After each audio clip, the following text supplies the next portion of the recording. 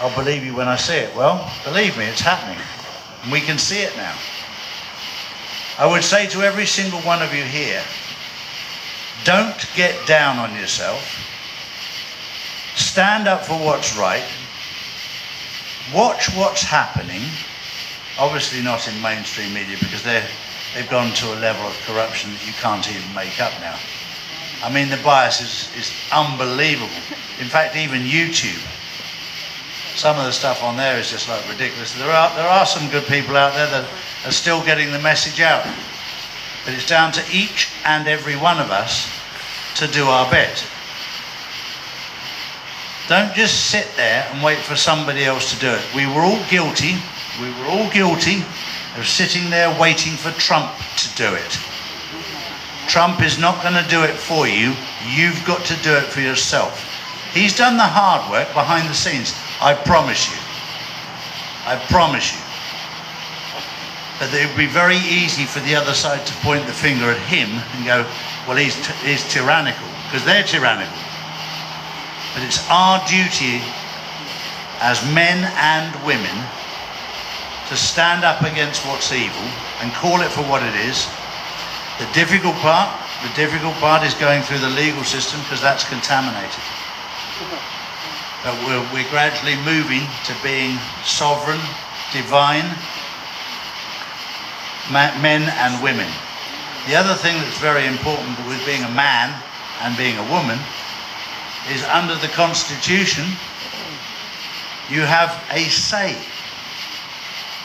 Whereas if you don't know who you are, you've got no fucking say. So this will turn around and backfire on them something rotten, because they've tried to divide whether it's trans, gay, all these different genders, when they realise that under the Constitution, and people underestimate the Constitution, I can assure you, because they've tried to belittle it. Don't underestimate the Constitution, the Bill of Rights. The United Kingdom Bill of Rights of 1662 has far more value than people actually know. We need to get back to our foundations. When we get back to our foundations, then we can start to build. You can't build on a shitty foundation. We have to get to the bottom. And that's where we're getting to at the moment.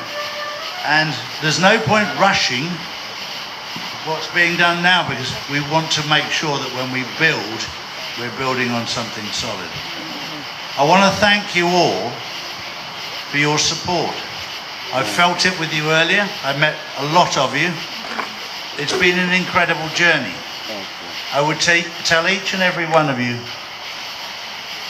every single day, reset your moral compass.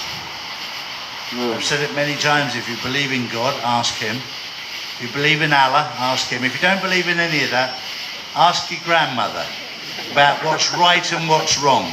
When your moral compass is accurate, then God will do the rest. He'll teach you what's right and wrong. He'll tell you through the Spirit what to do and what not to do. He will open doors for you, and he will shut them in your face.